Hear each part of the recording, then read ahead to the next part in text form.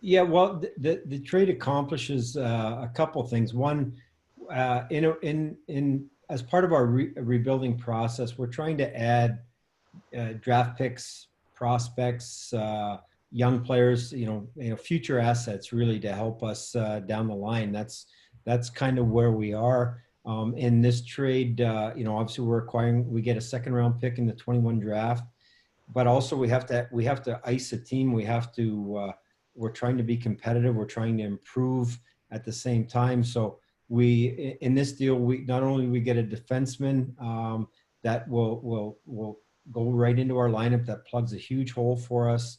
We add future assets as well. Thank you. Our next question will be Max Boltman with The Athletic. Hi, Steve. I'm just curious, do you have an appetite to do more deals like this using your cap space to acquire picks, or do you see this being kind of a one and done for you this summer? Well, we're still in a position to do that. We have cap space. We have roster spots to fill. So we have to be, careful. You can get to the cap very quickly, but we're in a position to potentially do future deals like this if they come along. There aren't that many, they don't happen a lot, but yeah, we're in a position, Max, to if a team, like, there's so much uncertainty in the league right now, like we're heading into the draft, we're heading into free agency there. We don't really know when we're starting, what the landscape is going to look like next year. So we're all kind of going into uncharted waters. And, for the Red Wings, we are in a position, we do have cap space that we can use it, and I hope to use it wisely. But one way we would like to, try and use it is to acquire future assets should any teams be in a position where they really have to, move contracts and don't have any other options. Nobody wants to give up picks or prospects, but sometimes you have to do what you have to do to make your team better. And we're trying to, I don't want to say take advantage of that, but find teams that are in a position that need to do that, and try to, again, we're trying to add picks or prospects and at the same time ice a team. Thank you. Our next question will be from Ansar Khan with them Live. Yeah, hi, Steve. Can you just talk about Staal as a player, what he can bring to this team, and just being a left-handed shot too? Was it important to get another a left-handed shot, especially a veteran player? Yeah, both. Like, one, we need. We're looking to fill spots on the left and right side. To be honest, plugs a huge hole on our D. We won't be bringing back Jonathan Ericsson. We won't be bringing back Trevor Daley. So there's two spots on our left side, that need to be filled. And, we have Patrick Nemeth, Denny DeKeyser, and Marc Staal fits in nicely on the left side. He's a good, solid defender, good size. Obviously, he's been in the league a long time. He's good penalty killer, so he plugs a hole for us on the back end. Our next question will be from Dana Wakiji with DetroitRedWings.com. Hi, Steve. I know that Mark had a no movement clause, so how willing was he to just give that up, since the Rangers are the only team he's ever played for? And also, if you could comment on re-signing Gagne for one more year. Yeah, well, Mark's no move clause. There was some requirements to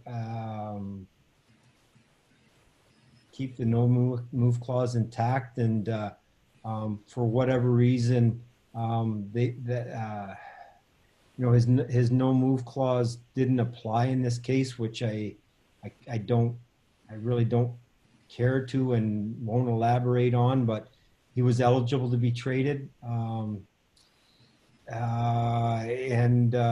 God, the second part of your question, I forgot already. Signing Gagne for one more year. Oh, so again, Sam, again, plugs a hole for us. One, he's a right shot forward. He's good on the power play. I think right now we only, off the top of my head, we have Luke Glendening, our only right shot forward, and we felt he fit in. Particularly being a right shot, being able to play on the power play, and being a high quality character person. Like, again, that goes with Mark, trying to add these veteran guys that can help our younger players not only fill a hole in the roster, but help the culture, help the locker room, and again, I guess help the entire organization, really. Our next question will be from Art Regner with DetroitRedWings.com. Hi, Steve. I'm kind of curious, when you look at Gagne and signing him, do you just envision him being able to take that second line center position and really be an upgrade? Because obviously that's something you need somebody to play behind Dylan. Yeah, no, Art, I'm not sure he's going to be in the second line in the middle. Where exactly he plays, I'm not sure. He can play in the middle. He can play on the wing. Actually, he can play right wing or left wing. But most importantly, it's the right shot. I don't want to sit here and say we re-sign him and put him in the as a second line centerman. He'll fill in. And he can play with any of our lines, and again, right wing, left wing, or center. But wasn't really specifically designed to put him in there as the 2-hole. I think. We probably will give, and Jeff Blash will elaborate on it, depending on what we do over the course of the remainder of the off-season period. We may even look at, we will actually look at Robbie Fabry in the middle as well. So most importantly, he's a right shot that has skill and has some offense, playmaking, scoring ability, which we think we really need.